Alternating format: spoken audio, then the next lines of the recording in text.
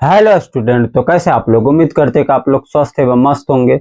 आज के इस वीडियो में हम लोग देखने वाले हैं संस्कृत व्याकरण का एक महत्वपूर्ण टॉपिक जो कि है कारक का सूत्र। यदि आप किसी भी क्लास में क्लास 9, 10th, 11, 12th में और संस्कृत व्याकरण को पढ़ना चाहते हैं तो यह वीडियो आप लोगों के लिए बहुत ही महत्वपूर्ण रहने वाला है, क्योंकि ये संस्कृत व्याकरण का एक टॉपिक जो है कि कारक का सूत्र, इसको समझने वाले। यदि आप पिछला वीडियो नहीं देखे हैं जो कि लकार से संबंधित वीडियो है, सभी लकार को नहीं समझे हैं, साथ ही अव्यय को नहीं समझे और कारक का जो पार्ट 1 और पार्ट 2 हम बनाए हैं नोटबुक पे, उसको आप नहीं देखे हैं तो उसको आप लोग जाकर के देखिए चैनल पे विजिट करके। तो हम बात करने वाले हैं आज के इस वीडियो में कंप्लीट रूप से जितने भी कारक है, 8 संस्कृत में 8 कारक है मुख्यतः तौर पे। अनुवाद बनाने की सुविधा के लिए हम 8 कारक को पढ़ना पड़ जाता है संस्कृत व्याकरण में, जो कि कारक का सूत्र है, इसको समझने वाले हैं। ठीक है, तो इसलिए वीडियो को शुरू से लेकर अंत तक जरूर देखिएगा। हम बात करते हैं कर्तरी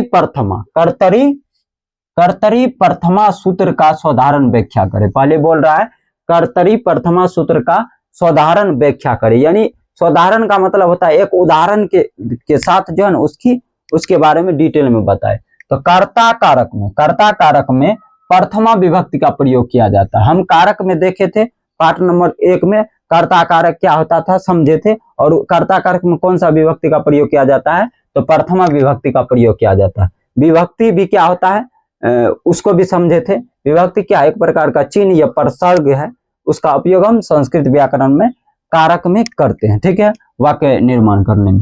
यथा जैसे राम पढ़ता है, तो इसमें कर्ता कौन है, राम है, तो राम में विसर्ग लगा दिए। विसर्ग को ही क्या कहा जाता, प्रथमा विभक्ति कहा जाता। तो राम पठती किस तरीका से हुआ, तो आपको लकार को समझना पड़ेगा। लकार का जितना भी भेद बताएं, लट लकार, लेट लकार, लंग लकार, विधिलिंग लकार, जो भी लकार है सभी लकार को हम डिटेल में समझाएं, उसको आप लोग जाकर के देखिए और तब ही आप लोगों को ये समझ में आएगा। देखिए साथ ही में उसको नोट करके लिख भी लेना आपको और साथ में याद कर लेना, तभी आप लोगों को वाक्य बनाने में आसानी होगा संस्कृत में।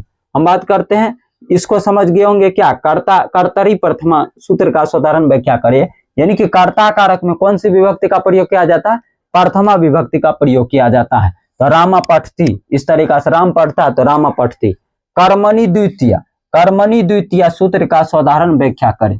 कर्मणि द्वितीय सूत्र का क्या कह रहा है, साधारण व्याख्या करें। कर्मणि द्वितीय सूत्र का साधारण व्याख्या करें तो कर्म कारक में क्या कह रहा है, कर्म कारक में द्वितीय विभक्ति का प्रयोग किया जाता है। कर्म कारक में कौन सी विभक्ति का प्रयोग किया जाता है, द्वितीय विभक्ति का प्रयोग किया जाता है। यथा देखिए, यथा मतलब होता है जैसे, उदाहरण राम आम खाता है, राम क्या कहे, आम खाता है, तो राम आमरम खादती। रामा ई तो करता था, ई लग गया, द्वितीय विभक्ति म होता, मोहलंत जुटता है, आमरम खादती, यानी कर्म कारक में द्वितीय विभक्ति का प्रयोग किया जाता है। इसको आप लोग याद कर लीजिए और किस तरीके से उपयोग किया जाता है इसको भी समझ लीजिए।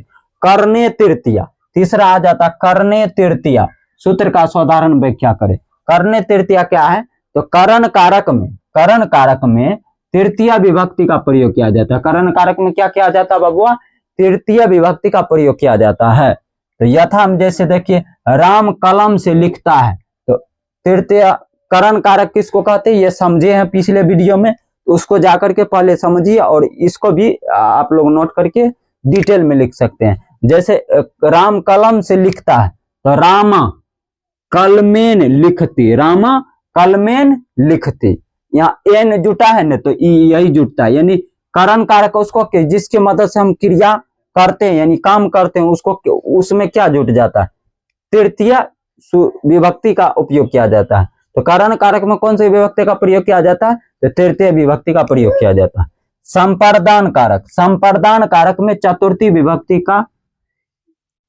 सूत्र का साधारण व्याख्या करें। संप्रदान कारक में चतुर्थी सूत्र का साधारण व्याख्या करें, तो बात समझिए, संप्रदान कारक में चतुर्थी विभक्ति का प्रयोग किया जाता है। संप्रदान कारक में कौन सी विभक्ति का प्रयोग किया जाता है, तो संप्रदान कारक में चतुर्थी विभक्ति का प्रयोग किया जाता है। तो जैसे यथा हम देखिए राजा गरीब को भिक्षा देता है, यानी देने का अर्थ में जो रहेगा संप्रदान कारक में, उसमें जो है ना चतुर्थी विभक्ति का प्रयोग किया जाएगा। तो राजा गरीब को भिक्षा देता है, तो राजा के क्या होगा, निरपा निर्धनाय धनम ददाती, निरपा निर्धनाय धनम ददाती। इस तरीका से आप लोगों को जो है ना संप्रदान कारक में चतुर्थी विभक्ति चतुर्थी सूत्र का उपयोग हो गया। अब हम समझते हैं आपादाने पंचमी सूत्र का साधारण व्याख्या करें। आपादाने पंचमी सूत्र का क्या करा, साधारण व्याख्या करें। तो इसको समझिए, आपादान कारक में पंचमी विभक्ति का प्रयोग किया जाता है। आपादान कारक में कौन सी विभक्ति का प्रयोग किया जाता है, आपादान कारक में पंचमी विभक्ति का प्रयोग किया जाता है। यथा हम देखिए, राम अभी पटना से आता है, राम अभी पटना से आता है, तो राम अपि पाटलिपुत्रात् आगच्छति, राम अपि पाटलिपुत्रात् आगच्छति।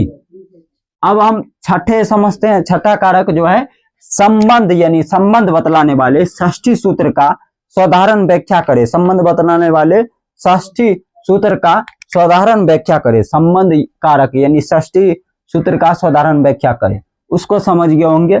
बेसिकली जितने भी बताए गए हैं सभी को याद कर लेना है, और कारक में कौन कारक में क्या जुड़ता है और कौन सा कारक क्या होता है, पिछले वीडियो में हम डिटेल में समझाए नोटबुक पे, उसको आप लोग जाकर के देखिए और याद कर लीजिए, ठीक है। संबंध यानी षष्ठी सूत्र का साधारण क्या करा, व्याख्या करे। इसमें संबंध कारक जो है ना, संबंध कारक में षष्ठी विभक्ति का प्रयोग किया जाता है। संबंध कारक में कौन सी विभक्ति का प्रयोग किया जाता है, तो षष्ठी विभक्ति का प्रयोग किया जाता है। यथा हम देखिए, मोहन की किताब, तो संबंध बता रहा है, किताब और मोहन में क्या बता रहा, संबंध बता रहा। संबंध जैसे ही बता रहा है, तो मोहन की किताब है, तो मोहनस्य पुस्तकम अस्ति, तो इस तरीका से हो गया। अधिकरणे सप्तमी सूत्र का साधारण व्याख्या करे, इस तरीका से पूछ रहा है, सातवां अधिकरणे सप्तमी सूत्र का साधारण व्याख्या करे। तो बोल रहा अधिकरण कारक में सप्तमी विभक्ति का प्रयोग किया जाता है। अधिकरण कारक में कौन सी विभक्ति का प्रयोग किया जाता है, तो सप्तमी विभक्ति का प्रयोग किया जाता है। चूंकि हम जो है ना कारक 6 ही प्रकार का होता है, लेकिन अनुवाद बनाने की सुविधा के लिए, अनुवाद बनाने में सुविधा हो, इसीलिए हमें 8 कारक को पढ़ना पड़ जाता है। 8 कारक नहीं होता है, 7 गो होता है, 7 गो विभक्ति। वैसे 8वां कारक में संबोधन हो जाता है, कारक है, लेकिन उसमें प्रथमा विभक्ति का ही उपयोग होता है। तो अधिकरण यानी सप्तमी सूत्र का साधारण व्याख्या करे, तो अधिकरण कारक में सप्तमी विभक्ति का क्या किया जाता है, प्रयोग किया जाता है। यथा हम समझिए, वह स्कूल में पढ़ता, वह कहाँ पढ़ता है, वह स्कूल में पढ़ता है। सह विद्यालय पठति, इस तरीका से हो गया। संबोधन प्रथमा सूत्र का साधारण व्याख्या करे, संबोधन प्रथमा सूत्र का साधारण व्याख्या करे। संबोधन कारक में प्रथमा विभक्ति का प्रयोग किया जाता है। संबोधन कारक में कौन सी विभक्ति का प्रयोग किया जाता है, तो प्रथमा विभक्ति का प्रयोग किया जाता है। तो यथा हम देखिए, हे राम तुम यहाँ आओ, क्या कह रहा है, हे राम तुम यहाँ आओ, तो इसका बनेगा हे राम त्वम अत्र आगच्छ, हे राम त्वम अत्र आगच्छ। यदि आप लोगों को यह टॉपिक जो है ना अच्छे समझ में आया होगा, यदि और आप पिछले वीडियो यदि आप कर लेते हैं, जो कि है वाक्य के निर्माण, संस्कृत, कोई हिंदी वाक्य है ना, उसको संस्कृत में बनाने के लिए आप लोगों को क्या क्या पढ़ना पड़ेगा हम बता देते हैं। सबसे पहले लकार का जितना सूत्र लिखा है वीडियो देख करके उसको याद कर लेना है। दूसरा में है लकार, जितने में भी लकार है सबका सूत्र लिख करके और वाक्य जिस तरीका से बनता है उसको समझ करके वीडियो देख करके लिख करके याद कर लेना। दूसरा है अव्यय जो बताए हैं, अव्यय उसको याद कर लेना, कौन सा अव्यय का संस्कृत क्या होता है। फिर तीसरा नंबर में है आप लोगों को कारक, जो अभी तक पढ़ा चुके हैं, कारक के बारे में, यानी 8 कारक को डिटेल में समझाए, और कौन से कारक में कौन सी विभक्ति का प्रयोग होता है ये भी समझा दिया, जो कि कारक सूत्र के अंतर्गत भी अच्छे समझाया गया।